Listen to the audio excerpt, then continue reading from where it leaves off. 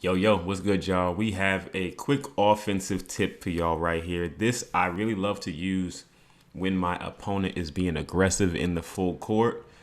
This is pretty much a way to shield their big out of the play, to open up your big man for a mismatch, or to create a situation where they're scrambling to switch, and you're either going to get an easy bucket, or you're going to get a mismatch that's going to create a situation where they have to foul, or you're going to get a post move inside. So if he's pressing me up right here, he goes for the steal. What I'm going to do is, while he's trying to get Anthony Davis up the court, whether he switched on to him or not, I'm going to get myself positioned in front of Anthony Davis or to the side of him. While I'm going up the court, I'm holding LT, but I'm pushing my left stick towards him so that I can hold him behind the play. Now he's behind the play, and Chris Bosh is making a beeline to the basket, or whatever freelance you have in. You can either even triangle cut him and make him cut to the basket. And now his Dwayne Wade is going to have to stop my Chris Bosh from going to the basket, or he's going to try to take his Chris Bosh and pinch over to the middle, open up Kawhi Leonard for an open three. So how the play pans out, he has to take Dwayne Wade because I have AD shielded behind me. He has to take his Wade and try to stop my Bosh. I just wait out his reach, get an easy pass inside, and that's going to be a bucket.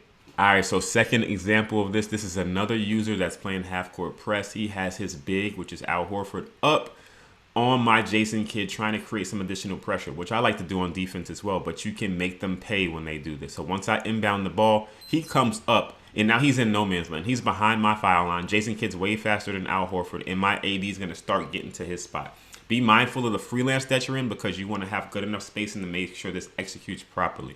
So as I start heading up the court, he switches off of Al Horford, but notice what I do. I'm going to push my Jason Kidd towards his Al Horford. I'm holding LT, and I'm going to hold his Al Horford behind me.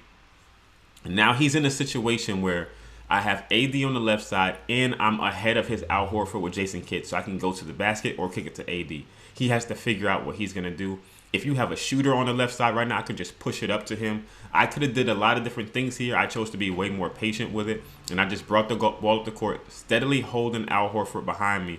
AD's going to the left. Al Horford is not anywhere near his man, so as you notice, his Ja Morant now has to compensate for that, and now we have the switch that we want. Al Horford is now assigned to me, and Ja Morant is assigned to AD, and that's a mismatch. So as I get closer into the paint, get it out to AD. He doesn't X-switch it, which is his fault.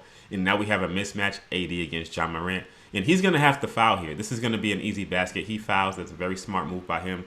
But there's so many different ways you can use this. So some other things that I could have done, I could have continued to go up the court with Jason Kidd and just went straight to the basket. I could have sent AD on a triangle cut directly from here to make more pressure on the paint and make him have to really back up with Ja Morant.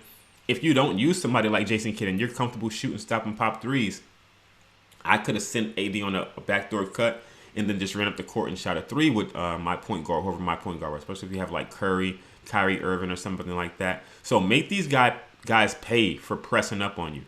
Hold that big behind you, and then you can get a lot of buckets in this way, as you've seen in these examples. This is just one of many examples that I do this with.